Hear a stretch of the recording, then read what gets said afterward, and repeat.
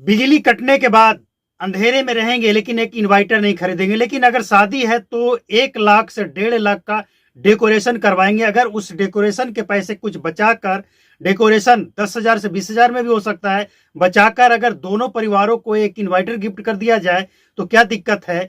जीवन भर जैसे तैसे सब्जी खाकर काम चला लेंगे, लेकिन शादी में फिजूल खर्ची के नाम पे, दिखावा करने के नाम पे मटर पनीर, शाही पनीर और तरह तरह का पकवान परोसेंगे। इससे भी बचाया जा सकता है। शादी ही करना है, फिजूल खर्ची क्यों दिखावा करना है। आप समझ चुके होंगे कि हम आज किस विषय पे बात करना चाहते हैं। जी हाँ, हमारे समाज, अपने समाज में एक शादी के नाम पे फिजूल खर्ची जो बढ़ता जा रहा है, क्या ये सही है? ये आगे जाकर क्या रूप लेने वाला है? क्या इसका अंदाजा एक मिडिल क्लास परिवार को है? आज ये सबको पता होगा कि अनंत अंबानी की शादी में करोड़ों नहीं अरबों का खर्च होता है। पूरी दुनिया से उद्योगपति और राष्ट्रपति, प्रधानमंत्री शादी में शिरकत करते हैं, लोग आते हैं और वाहवाही लूटते हैं। यहां तक कि जो भारत को गरीब कहने वाली एक डांसर थी, उसे भी भारत में लाकर डांस करवाया जाता है, जिसके पीछे करोड़ों खर्च किया जाता है। और शादी के नाम पे करोड़ों नहीं अरबों का फिजूल खर्ची। और वहीं दूसरी तरफ एक अडानी के बेटे का शादी होता है। अंबानी परिवार में शादी हुआ, पूरी दुनिया ने जाना। लेकिन अडानी परिवार में शादी हुआ तो भारत के सभी लोगों को भी पता नहीं चला कि अडानी परिवार में भी एक शादी हुआ। और जानते हैं उन्होंने फिजूल खर्ची को बचाकर क्या किया?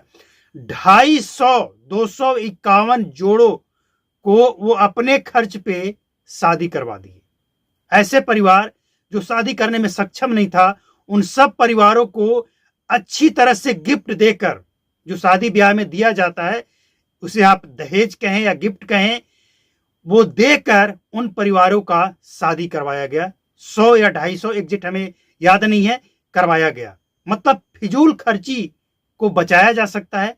शादी ही करना है, फिजूल खर्ची क्यों?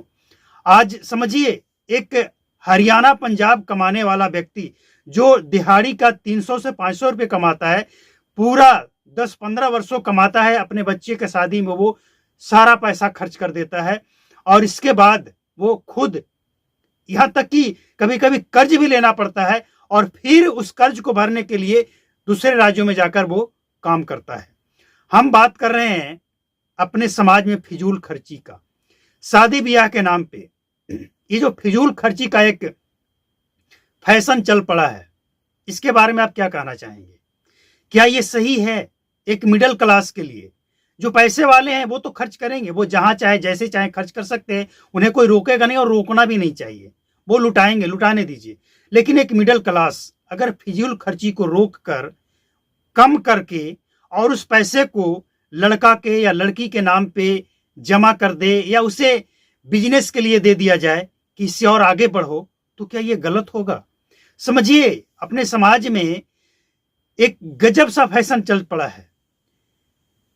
अब एक नया नया लाइट, तरह तरह के डेकोरेशन, तरह तरह के मेहंदी का रस्म चल रहा है, तो ये हल्दी का रस्म चल रहा है, तो ये जयमाला का सजावट है, जिसके लिए लोग 50,000 से लाखों खर्च कर रहे हैं। समझिए, क्या पहले शादियां नहीं होती थी? पहले भी होती थी, और वो शादी और ज्यादा मजबूत और सफल होती थी। लेकिन आज क्या हो रहा है? कहां जा रहे हैं हम? समाज कब समझेगा इस बात को? दिक्कत जानते हैं किससे है? जो मिडिल क्लास के लोग हैं। कल मेरे गांव में एक बारात आया, एक ऐसे परिवार के घर में बारात जिसका खर्च देखकर लोग दंग रह गए कि क्या जरूरत थी। जो परिवार जीवन भर जैसे तैसे करके गुजारा करता है, दूसरे के यहां मजदूरी करता है, दूसरे के यहां धान गेहूं काट कर और मजदूरी के रूप में जो उसे मिलता है उसे जमा करता है, और वो अपने बच्चे की जब शादी करता है तो उसमें फिजूल खर्ची के नाम पे शाही पनीर और ना जाने क्या क्या खिलाता है। और इसके बाद भी हैरानी तो तब होती है कि लाखों अरबों खरबों खर्च करने के बाद भी लोग उसमें भी कमी निकाल देते हैं कि इसमें ये कमी है, इसमें ये कमी है, ये नहीं अच्छा था तो वो नहीं अच्छा था। यहां तक कि लड़ाई झगड़े मारपीट तक हो जाता है। समझिए कि समाज कहां जा रहा है। शादी ही करनी है ना, साधारण भी किया जा सकता है। और शादी करने के लिए पैसे खर्च करना, ज्यादा दिखावा करना, उससे अच्छा ये है कि दोनों परिवार आपस में बैठकर ये तय कर लें कि हम फिजूल खर्ची ना करके उस पैसे को अपने परिवार को, आपके परिवार हैं उसमें कुछ ऐसे भी लोग होंगे जो काफी कमजोर हैं, उन्हें आगे बढ़ाया जा सकता है। बाकी कुछ लोग ये भी कहेंगे कि जो कंजूस लोग होंगे वो ऐसा कर सकते हैं, सोच सकते हैं, लेकिन बात कंजूस या खर्चीला का नहीं है, बात फिजूल खर्ची का है। समझिए कि जो परिवार जीवन भर बिजली कटने के बाद अंधेरा में रहता है, उसके घर में एक इन्वर्टर नहीं है और वो शादी में डेकोरेशन के नाम पे लाखों खर्च कर देता है, हजारों खर्च कर देता है, क्या उसे कम करके उस परिवार के घर में एक इन्वर्टर हो जाए तो क्या गलत है? क्या शादी ही करनी है तो साधारण शादी नहीं हो सकता है? अडानी जैसे परिवार जो चाहे तो वो भी खर्च कर सकता था। भारत के कई हिस्सों को पता भी नहीं लगा कि अडानी परिवार में शादी हो गया। तो वहां से हमें कुछ सीखने की जरूरत है। सादगी, खर्च करना कोई बड़ी बात नहीं है, कोई बहादुरी नहीं है, कोई समझदारी नहीं है, बचाना समझदारी है। और पैसे का सही उपयोग करना सबसे बड़ी समझदारी है। पैसे कमाने वाले बहुत कमाते हैं और कुछ दिनों के बाद वो कंगाल भी हो जाते हैं, क्योंकि पैसे का मैनेजमेंट एक बहुत बड़ा कला है। ये कला होनी चाहिए और जिसके अंदर नहीं है उसके पास चाहे जितना भी पैसे आ जाए, वो कुछ दिनों के बाद वही पहुंच जाएगा जहां से वो शुरुआत किया था। पैसे का सही उपयोग होना चाहिए। सही है कि आपके पास है, आपको भगवान ने दिया है, ईश्वर ने दिया है, तो अच्छी बात है, लेकिन उसका उपयोग तो सही होना चाहिए। हम ये नहीं कहेंगे कि लोग शादी में खर्च नहीं करें, कीजिए, लेकिन अपने हैसियत के हिसाब से कीजिए।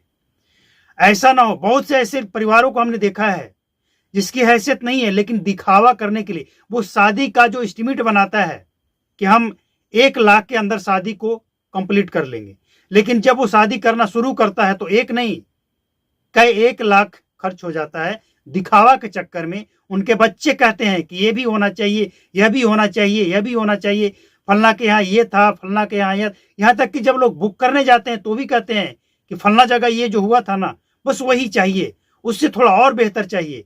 ये दिखावा चल रहा है।